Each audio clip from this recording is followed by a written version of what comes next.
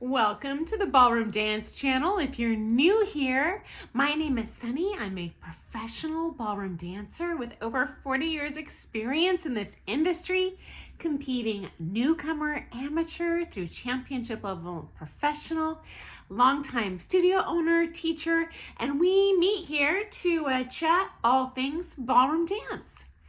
Our question today in the comments is when there's a lot of dancers on the comp floor and the music lasts only a little bit over a minute, how do the judges judge each dancer in such a short period of time?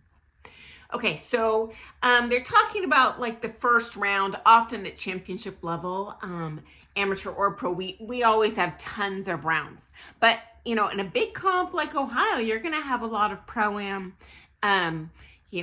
first round, quarterfinal, semifinal, final round. And so how on earth did those judges narrow those people down?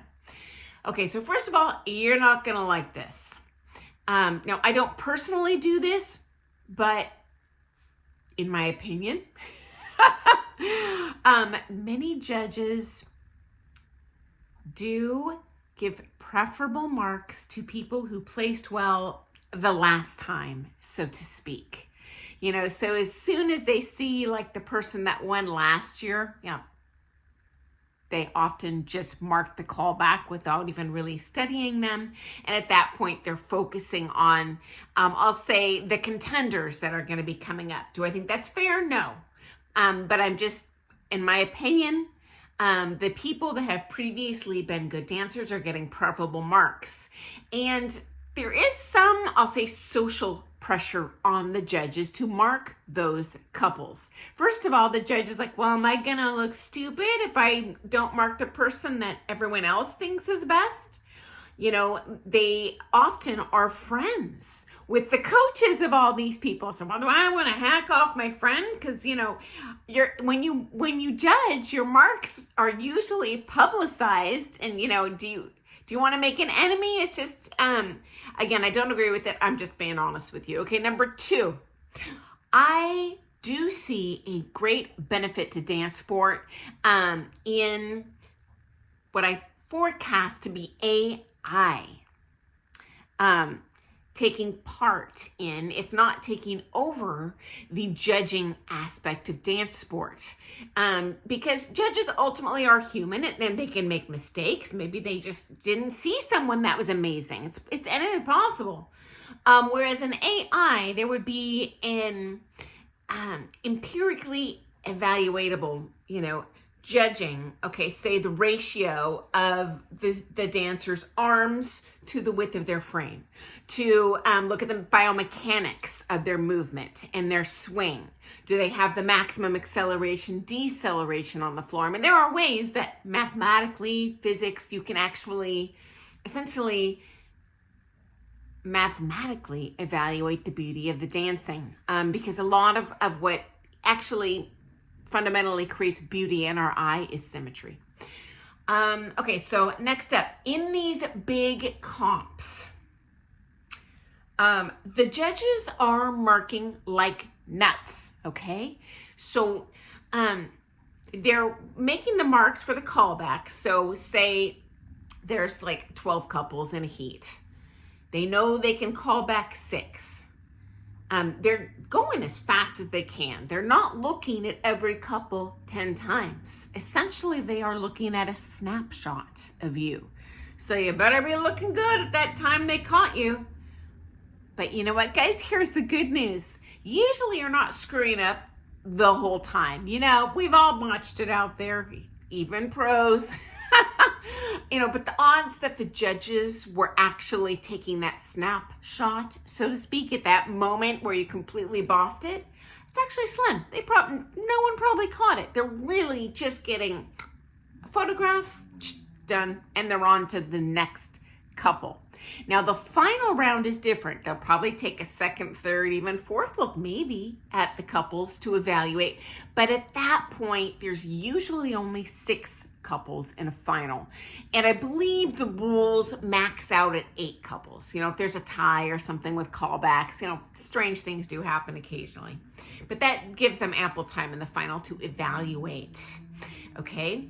So often in these big comps, I see judges, because they're so pressed for time, the second that first couple's number's called and their foot hits the floor, they are judging, okay?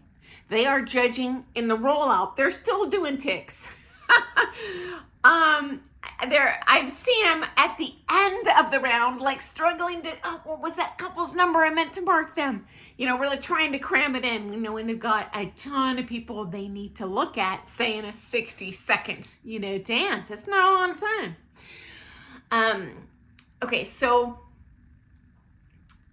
that emphasizes the importance, the essential importance of you working on your professional look, your posture, your grace, whether you're taking heels or toes, even your top line when you're walking out. You're going to walk out ready to play ball. You're not going to walk out and then, okay, I'm getting into frame and now I dance. No, too late.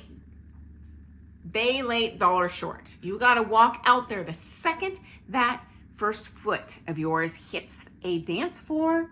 You are being evaluated. And guys, we are fighting for every mark we can get, okay? So take advantage. It is worth the investment to actually take private lessons in how do I walk out on the floor? How do I hold myself and place myself between the dances? How do I walk off the floor? How do I roll out? And how do I bow? Guys, I spent money in private lessons with world champions just working on how to walk on the floor. Worth every penny. Did it cost a fortune? Yes. Was I working on dancing? No. Was I working on winning a comp? Yeah. So definitely do that, friends, okay? Worth every second, every penny. Okay, next up. In these huge events, in the olden days, this is funny, guys, this is how old I am. It used to be on paper, and you would have a pencil, and there'd be like a little chart, you know, and you would just put a tick next to the name in pencil or the number of the couples you wanted to recall. So tick, tick, tick, tick. And then they would have like a runner who would come get the paper, physical paper from you, run it up to the scrutineer who was sitting on the dais. And this was a human being manually calculating the callbacks, like straight up on a calculator. And then same thing in the final. You know, they had a list of rules and they were manually calculating who got first, second, third, etc. And so that was prone to error. So that these days has fortunately, you know, been greatly helped and sped up with technology. And so I don't know how long it was. Maybe it's been over 15 years now, but about 15 years ago, you really started to get that optimized, you know, wherever you have this little like iPad and a stylus and everything's to digital. And so you do the same thing, you know, mark who you want to call back, but then you can to the last second change marks, you know, to like turn the pencil around and erase it. And then when you're done, we're like, okay, I'm satisfied with these marks. There's just like a send and it just magically goes to the scrutineer. And this day and age, we still have a human being scrutineer, but essentially it's a software supervisor. This is all automated and calculated, you know, precisely mathematically with a computer. I do like that because I have seen errors in the past when it was human. To err is human. Okay, next up. I can't remember which comp this is, but it's a story time for you.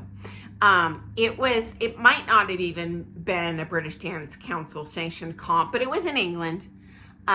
It was a few weeks before one of the major UK comps, and it was hosted at a golf club. And for my old school dance friends, if you've, competed championship in England, refresh my memory which comp that is, because it's the only one I've ever heard of that's hosted at a golf club. But as you can imagine, the golf club does not have like a full, like regulation size dance floor. They had us pig piled on that floor like sardines trying to dance. I'd never seen anything like it. To this day, I am gobsmacked. Like, how did they mark anyone? They couldn't even see because we're just pretty much dancing in place. No one could hold a decent frame, especially for 90 seconds. And friends, pro tip, this is a problem I see a lot like in bronze, where people are so emotionally jacked up about presenting their frame. They just ram on down the floor like a tank. You know what? That is not good etiquette. You will get better marks if, rather than jam someone with your stiff elbow, just gently, controlled, poised, drop the frame. Then when you're a safe distance, put that frame back up, guys. So definitely that you want to emphasize your floor awareness, your etiquette. They will actually, in my opinion, punish you in the marks if you dance out there, I'll say rude or aggressive. No one likes that. It is a gentleman's sport. So anyway, looking back at that comp, I'm still gobsmacked. We did make that round. I don't know how they even saw us. It was a sea of dancers. It was insane. No one could do their routine. So yeah, I don't know always, but honestly, that's enough time for the vast majority of judges. It's not their first rodeo. I'm sure you have taken a lesson where your pro sees you dance for a walk up and natural turn, and whoa, oh, and they can teach you 500 things. I'm no different. I don't want to waste the student's time having them show me 10 minutes of dancing, and when I see in literally 1 or 2 seconds, I know what's going to go wrong the rest of the dance. So I would say that is a benefit of just experience. You can identify quickly core fundamental strengths or weaknesses in that person or couple's dancing. So that's actually usually not a problem at all. Most judges, honestly, are kind of done with the marks pretty early. So anyway, I hope you found that to be interesting. And if you have any idea how they judge that comp when we were out there just like a pile of blocks, let me know. So thanks so much for your question, and I look forward to seeing you first thing tomorrow morning for some more hot ballroom dance tea. Happy dancing, guys. Doodles.